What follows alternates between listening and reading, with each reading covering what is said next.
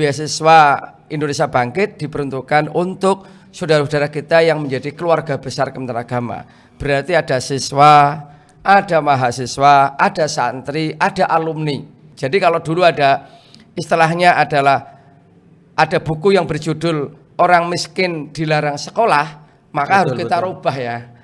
Orang miskin harus kuliah. Harus kuliah. Nah, anak miskin harus boleh tidak kuliah karena negara hadir untuk mereka. Nah, di S3 tambahan satu lagi ada tunjangan keluarga.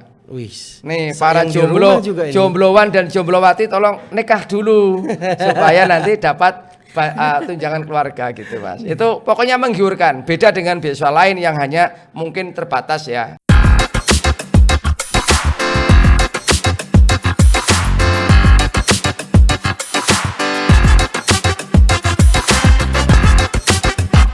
Bismillahirrahmanirrahim. Assalamualaikum warahmatullahi wabarakatuh. Selamat siang, geng Has. UIN Has Jember kali ini kedatangan tamu spesial dari Kementerian Agama Republik Indonesia.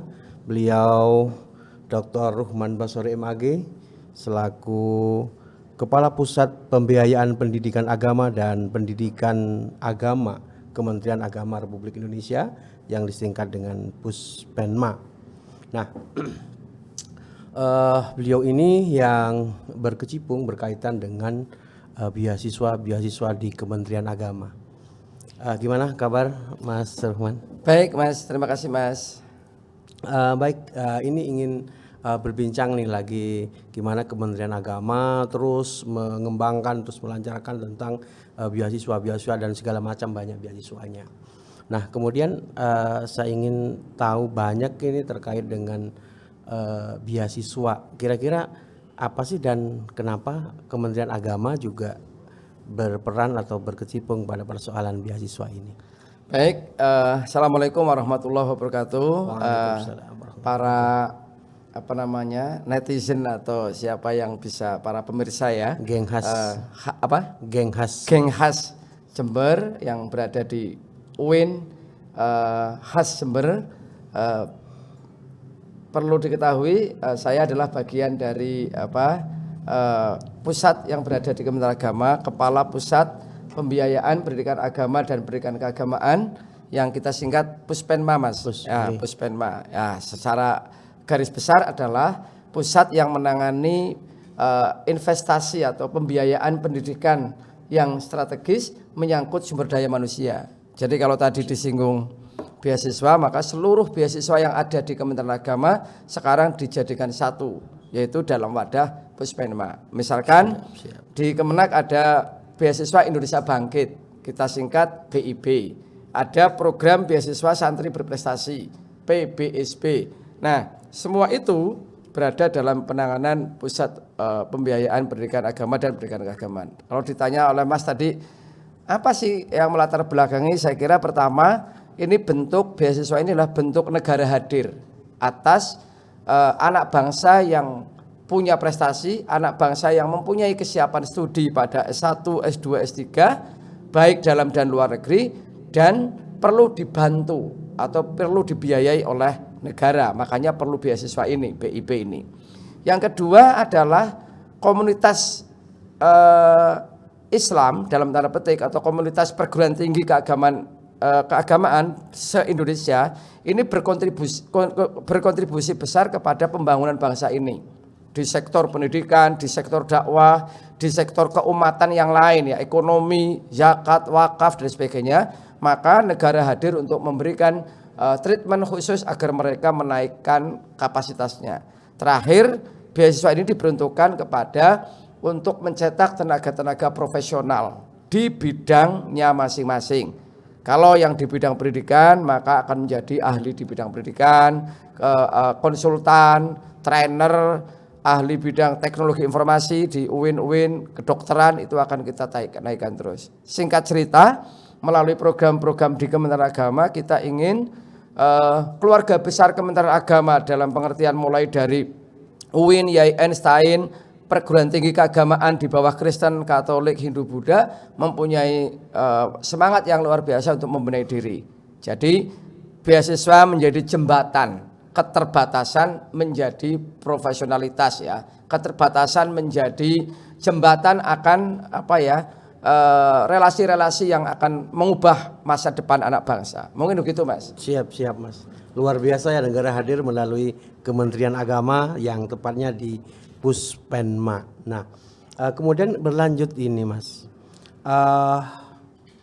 BIP dan lain yang disebutkan tadi, kira-kira itu untuk siapa? Dan tidak mungkin kan untuk semua warga Indonesia. Tentu ada yang mungkin lebih pada syarat penerima beasiswa itu kira-kira seperti apa ya. gitu. Baik, di akrabnya dipanggil siapa kalau di podcast kayak gini? Podcast Afandi. Mas Afandi ini ya. Jadi Mas Afandi perlu diketahui bahwa beasiswa Indonesia Bangkit diperuntukkan untuk saudara-saudara kita yang menjadi keluarga besar Kementerian Agama. Berarti ada siswa, ada mahasiswa, ada santri, ada alumni. Misalkan santri pondok pesantren, siswa madrasah, alumni pesantren, alumni IAIN, UIN, STAIN, dan perguruan tinggi di bawah non-pendis seperti Kristen, Katolik, Hindu, Buddha, dan Konghucu. Yang kedua untuk tenaga kependidikan. Jadi kalau teman-teman kita yang ada di Kemenak, di Kanwil, kemudian juga di pusat juga boleh mendapatkan program ini.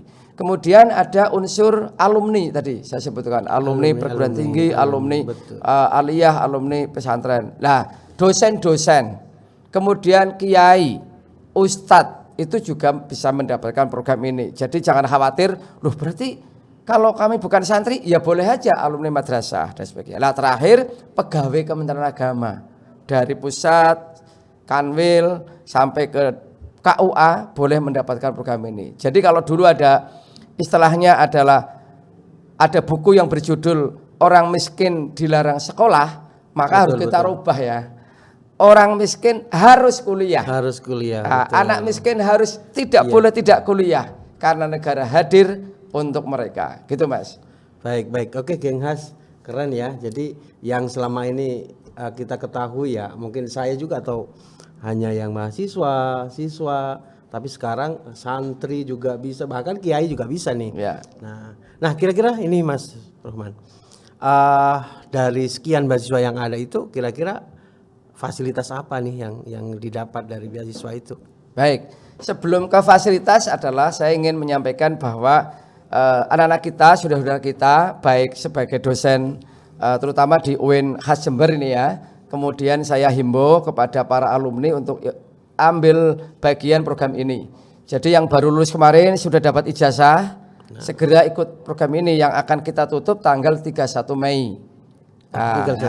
Syaratnya adalah pertama warga negara Indonesia, jadi otomatis bisa semua. Yang kedua IPK-nya minimal 3, udah rata-rata gampang itu. Kemudian yang ketiga adalah TOEFL-nya cukup untuk S1 400, S2 450, untuk S3 500 di dalam negeri. Nah kemudian di luar negeri ada 500 dan 550. Jadi itu kecukupan TOEFL. Yang keempat adalah bagian dari Kementerian Agama tadi. Pastikan tiket saudara-saudara itu dari mana. Aku alumni, berarti tiketnya alumni. Aku kiai, aku ustadz, aku dosen, berarti misalkan Ustadz Mahat Ali, Ustadz pondok pesantren. Oh dosen Mahat Ali juga boleh dan sebagainya. Nah yang terakhir lolos tes. Nah ini yang paling penting. Karena beasiswa ini bukan BLT ya, bantuan gitu. Kalau BLT kan tinggal bagi aja Mas Afandi. Tapi karena ini program beasiswa maka beasiswa ini diberikan kepada yang berprestasi atau punya kemampuan kuliah. Itu negara. Maka pertanyaannya dapat apa saja? Hampir semua pembiayaan itu dibiayai Mas. Jadi keren ini.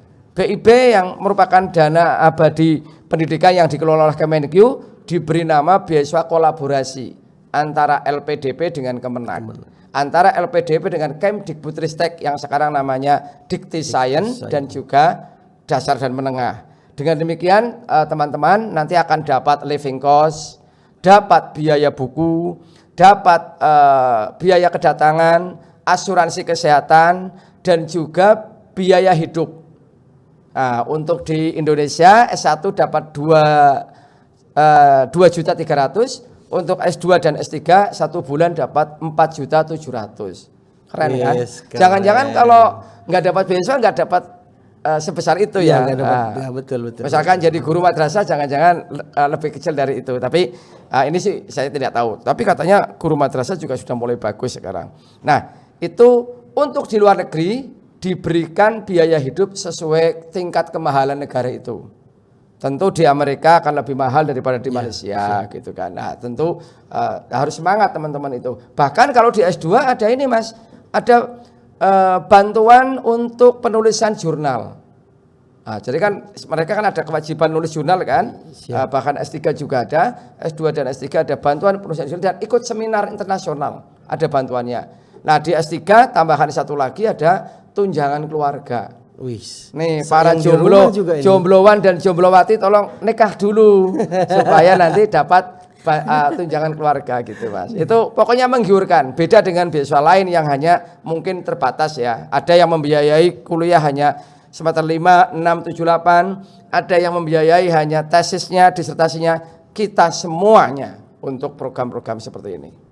Luar biasa. Jadi ya nunggu apa kalau nggak mau ikut ini? Sebetulnya nunggu apa? Itu yang di rumah nih, yang di rumah juga ini ya, dibiayai kan ada dibiayai. Yang punya istri, punya suami luar ya. Biasa. Nah, ini Mas, di balik itu tentu kan wah, enak kuliah ini, enak dapat beasiswa nih karena apa semuanya ditanggung dan luar biasa menggiurkan. Tinggal apa ya kira-kira nah kemudian ketika muncul pemahaman ini enak ini beasiswa. Nah, kira-kira apakah hanya sekedar dapat beasiswa selesai? Terus apa konsekuensi atau yang harus kewajiban lah ya, kewajiban dari mereka yang dapat beasiswa itu apa Mas? Gimana? Yang jelas pertama para awardee atau penerima beasiswa harus komitmen untuk lulus tepat waktu. Kesempatan ini jangan disia-siakan. Dulu waktu kita kuliah zaman saya, kuliah mandiri begitu berat. Ada teman-teman saya harus ngamen, teman-teman saya harus jualan buku, teman-teman saya harus jualan permen ya untuk membayar kehidupan sehari-hari. Tapi hari ini saudara-saudara saya yang tergabung di BIB dan PBSB Kementerian Agama saya kira sudah ditanggung semuanya. Maka tidak ada alasan kekurangan duit. Maka gunakan kesempatan itu lulus tepat waktu. Setelah lulus tepat waktu kira-kira kontribusi apa?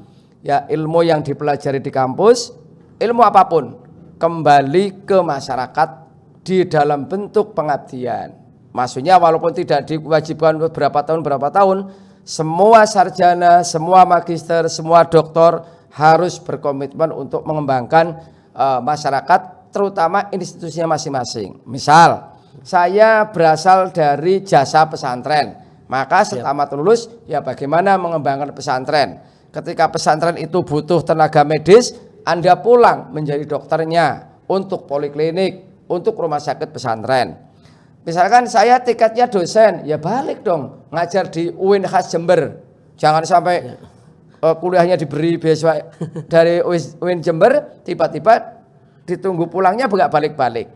Nah, saya guru, berarti dia harus mengembalikan ke guru di institusinya masing-masing. Nah itu saya kira itu. Nah yang ketiga, saya kira dalam perspektif yang lebih luas, Kementerian Agama tidak terlalu kaku soal kontribusi dia kepada bangsa ini. Yang penting menjadi sarjana, magister dan doktor yang bukan di Menara Gading, intelektual yang berada di Menara Gading, tapi intelektual yang memahami dan menjadi penyelesai atas problem-problem sosial keumatan. Itu menurut saya kritik Antonio Gramsci saya kira menjadi sangat penting dalam konteks penerima beasiswa itu Mas. Siap, luar biasa. Oke Geng Has, para kiai, para alumni, para santri, ini tinggal nunggu apa ya? Jadi tinggal menyesuaikan persyaratannya. Tadi sudah disebutkan, fasilitasnya lengkap dan apalagi tinggal.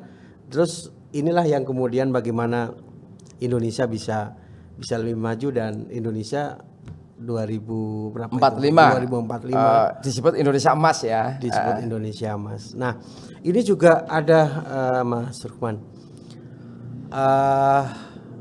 Saya memahami pemahaman yang ada di masyarakat nih terkait dengan KIPK ini kan bagian Kartu Indonesia Pintar Kuliah. Kartu Indonesia Pintar. Nah, sebagian orang menyebut bahwa bagaimana KIPK ini di perguruan tinggi ya.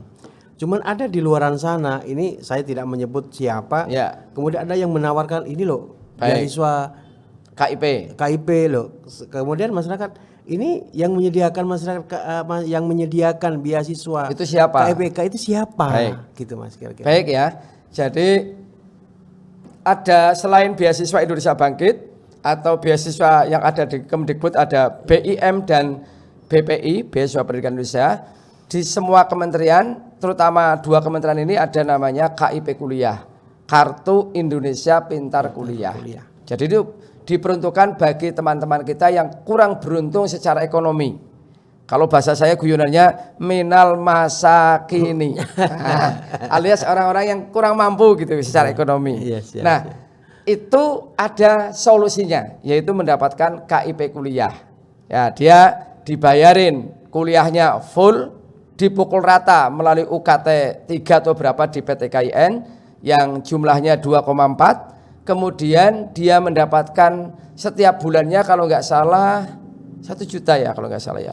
Nah itu untuk mendapatkan KIP Kuliah. Nah itu syaratnya tidak harus ini diberitakan bagi orang yang mampu kuliah tapi dia dalam kondisi kurang mampu secara ekonomi. Makanya kita terikat dengan kartu Indonesia Pintar dari yang ditetapkan oleh Kementerian Sosial. Jadi nanti adik-adik kita melampirkan itu untuk mendapatkan. Kalau nggak punya itu, bagi warga Jakarta, kartu Jakarta Pintar KJP. Atau daerah-daerah lain yang memang menetapkan kartu-kartu itu kan. Nah selain itu nanti ada surat keterangan miskin dari kelurahan, surat keterangan miskin SKTM ya. Itu untuk menerangkan bahwa memang dia sangat harus dibantu. Nah sekarang pertanyaan tadi oleh Mas Afandi ya, kok tiba-tiba banyak orang menawarkan? Ya kan disyukuri saja banyak orang yang menawarkan itu. Gitu. Tapi prinsipnya harus ada dari Kemdikbud melalui kampus-kampus nanti. Misalkan dia dapat KIP kuliah sejak SMA itu di UGM. Nah, tinggal dia ikut ujian UGM. Problemnya kadang-kadang di Kemdikbud itu sudah dapat kartunya, KIP-nya ternyata nggak diterima. Makanya 400.000 di Kemdikbud tidak semuanya terserap. Nah, sementara di Kementerian Agama diberikan yang setelah lulus.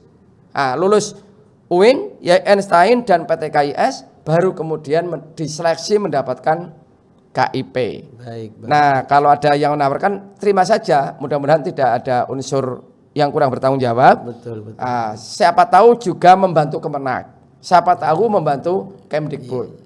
Kita positif saja bahwa ada anak bangsa yang ingin memperjuangkan teman-teman yang kurang mampu. Siap. Pada prinsipnya gini Mas Rahman ya, penerima beasiswa atau misalnya contoh KIP, ini memang harus jadi mahasiswa dulu. Ya, kalau di Kementerian Agama. Di Kementerian Agama harus jadi mahasiswa dulu. Jadi tidak ada beasiswa itu langsung dari awal gitu kan, nggak ada ya. Maksudnya begini, daftar, bukan gitu, sejak SLTA. Kalau di Kemdikbud kan, misalkan dia kelas 3, dapat tawaran KIP kuliah dari UGM, dari ITS, dari UNER, dari PT Perguruan Tinggi Umum Swasta. Siap. Nah, sementara kalau di Kemenak, dia masuk dulu menjadi mahasiswa UINHAS Jember. Setelah itu ternyata yang mempunyai kartu Indonesia Pintar jumlahnya banyak nih, ada 500 orang. Sementara yang punya KJP ada 50 orang yang kuliah di sini. Terus yang surat keterangan miskin banyak banget. Sementara kuotanya UIN Jember hanya 400. Berarti nanti Pak Warik 3, Pak Khairul Faizin ini menyeleksi dari 400 diperebutkan katakan 2.000 orang. Ambil yang tingkat kemiskinannya ekstrim, kemudian kira-kira prestasinya juga lumayan lewat nilai rapot. Nah itu yang ranking 1 sampai 400 gitu. Saran saya begitu. Baik. Nah kok ada dari teman-teman misalkan aspirasi dari mana-mana, ya kita tampung. Sepanjang memenuhi persyaratan itu, ayo kita bagian dari penyelesaian masalah bangsa ini. Siap. Terima kasih Mas Rahman.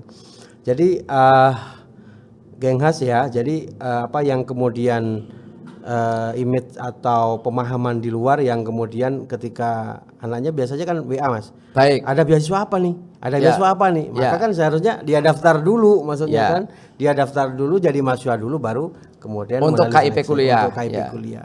Mungkin kan begini Mas Afandi, pertama kalau dapat saya simpulkan obrolan siang hari ini, pertama bagi yang berprestasi atau bagi yang mempunyai kualitas intelektualnya bagus, maka raihlah beasiswa, yaitu namanya BIB, Beasiswa Indonesia Bangkit. Khusus yang berlatar belakang santri, misalkan nanti alumni aliyah di dalam pondok pesantren, alumni SMA, SMK di bawah pondok pesantren, kemudian alumni diniyah ulia, pendidikan diniyah formal ulia, atau alumni muadalah ulia, itu bisa mendaftar program beasiswa santri berprestasi. Tidak hanya ke UIN tertentu, tetapi juga ke umum. UGM, ITS, UNER, Universitas Negeri Semarang dan sebagainya. Nah, termasuk ke Mahat Ali. Ini bagi kalangan pesantren. Nah, termasuk para hafidhul Quran. Ini kami beri jatah di beasiswa prestasi yang ada di Kementerian Agama, bagian dari beasiswa Indonesia Bangkit. Jadi kalau di Jember ini para geng khas ini mempunyai adik, mempunyai saudara yang hafid Quran minimal 10 juz, segera daftarkan yang nanti akan ditutup tanggal 31 ini. Nah, ini nanti akan dapat, termasuk misalkan juara MKK Musabakoh Qiraatul Kutub, Kutub Utara, Kutub Selatan, Kutub artinya kitab ya, atau Musabakoh Qiraatul Quran, silahkan. Atau juara Olimpiade Sains, loh ada anak kok baru SLTS sudah pintar nulis buku, lapor aja ke kita, siapa tahu bisa tiketnya dari jalur prestasi. Gitu Mas. Nah, itu bagi yang punya intelektual bagus. Nah, berarti beasiswa ini tidak hanya kriteria miskin tapi pinter, orang kaya tapi pinter, orang sedang-sedang saja secara ekonomi tapi pinter. Ini BIB atau PBSB. Nah, yang kedua yang mempersyaratkan kurang mampu secara ekonomi, yaitu KIP kuliah. Jadi ada anak kita nggak usah putus asa, nggak usah putus harapan, negara hadir, Kementerian Agama melalui Kemenak, melalui Kemdikbud, Dikti Sains maupun dasar dan menengah, yang kurang mampu pun ada namanya Kartu Indonesia Pintar Kuliah. Gitu Mas.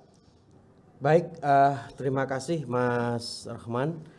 Cukup jelas sekali dan tinggal nunggu apa, hanya 31 Mei ya terakhir. 31 Mei. 31 Mei, kurang 2 hari. Kurang 2 hari ya. Kurang 2 hari, tapi tidak ada kata terlambat ya, Genhas ya. Ini semoga menjadi pencerahan bagi kita semua. Hanya yang perlu digarisbawahi, contoh misalnya untuk KIPK, jadi jangan kemudian berebut jadi miskin-miskin semua. Tapi, kan ada ukurannya. Ya, ukurannya tapi juga prestasi. Ini yang menjadi garis besar. Baik, saya kira itu Mas Rahman ya. Terima kasih banyak. Terima kasih sama-sama informasinya, sehingga ini menjadi penjelasan clear ya bahwa bagaimana seharusnya dan bagaimana mendapatkan beasiswa melalui Puspenma Kementerian Agama Republik Indonesia. Baik, dari saya Afandi mohon maaf. Wallahul muwaffiq ila aqwamit thoriq. Wassalamualaikum warahmatullahi wabarakatuh. Waalaikumsalam warahmatullahi wabarakatuh. Sama-sama, terima kasih. Ya.